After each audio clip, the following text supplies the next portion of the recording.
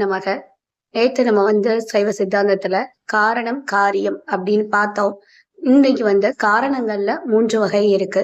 ஒண்ணு முதற் காரணம், இன்னொன்னு துணை காரணம், இன்னொன்னு நிமித்த காரணம். அப்போ நேத்து நம்ம சொன்ன மண்ணு மண்பானை அதே எடுத்துக்காட்ட நம்ம எடுத்துக்கிட்டோம் அப்படின்னா, மண்ணுங்கிறது முதற் காரணம். ஓகேங்களா? அப்புறம் துணை காரணம் அதை செய்யக்கூடிய அந்த கருவிகள் என்ன காரணம்? துணை காரணம்.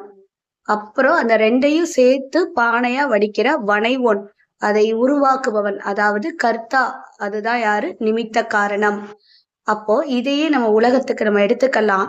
உலகம் தோன்றுவதற்கு முதற் காரணம் மாயை, நிமித்த காரணாக இறைவன் இருந்து அவனுடைய சக்தியை துணை காரணமாக கொண்டு இவ்வுலகத்தை தோற்றுவிக்கிறான், உயிர்கள் உய்யும் பொருட்டு.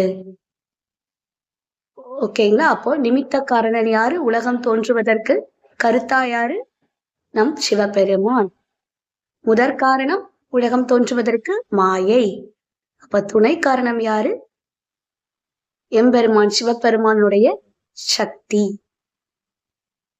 இம்மூன்றும் சேர்ந்துதான் இவ்வுலகம் தோற்றுவிக்கப்படுகிறது. நன்றி. சிவாய நமக.